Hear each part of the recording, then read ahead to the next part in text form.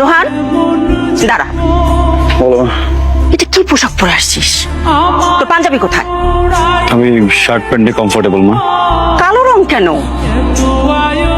আজকে শোক দিবস নাকি মরা বাড়ি আসছিস? কালোতে কমফোর্টেবল আমি। দুদিন পর পর ঠোঁট ফাটা আসিস, মানুষকে না হয় বলা যাবে অ্যাক্সিডেন্ট করে ঠোঁট ফাটছে, কিন্তু ঠোঁটের কি অবস্থা? কালো কুচকুচ করছে।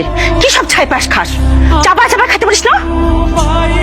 আরেকদিন যদি তোকে দেখি এই সময় টানে টানে খাচ্ছিস, তো ঠোঁট ছোট টানে নিয়ে আসবো। কি শুরু করলো তুমি এখানে?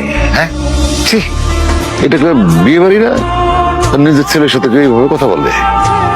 শোনো, তুমি যদি একটা ভরা পুকুরে ওই কয়েন ফেলায় ভরতে চাও, সারা জীবন কয়েন ফেলাবা, নিজে উজাড় হয়ে যাবা, তারপরে পুকুর ভরবে? ভরবে না।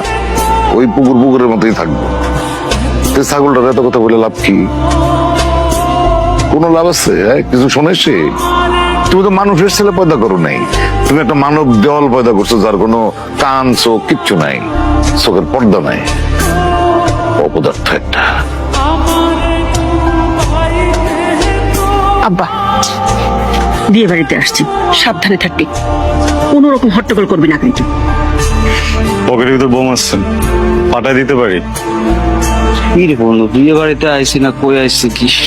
সেটাই ভুল হয়েছে আমার। ফাজিল ছেলে কোথাকার। এই, তুই মারামারি করছস কিন্তু কোন সাহসে তুই তোর চাচার সামনে বিড়ি ধরাইছস? ছেলে বড় হয়েছে না, এত বড় ছেলের গায়ে একটু হাত তোলে। তুমি চুপ করো, তোমার বলছি না কথার মাঝখানে কথা বলবো না।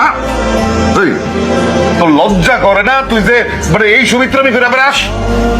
লজ্জা করে না, গুড ফিল হইতেছে। বাবার সাথে কেউ এইভাবে ব্যাধি করে? তোমারে আমি চুপ থাকতে বলছি। এই, তোর কিসের গুড ফিল হয়? জ্ঞান গুড ফিল হয়। আর আমি যেটা বলছি, আমি যেটা করছি।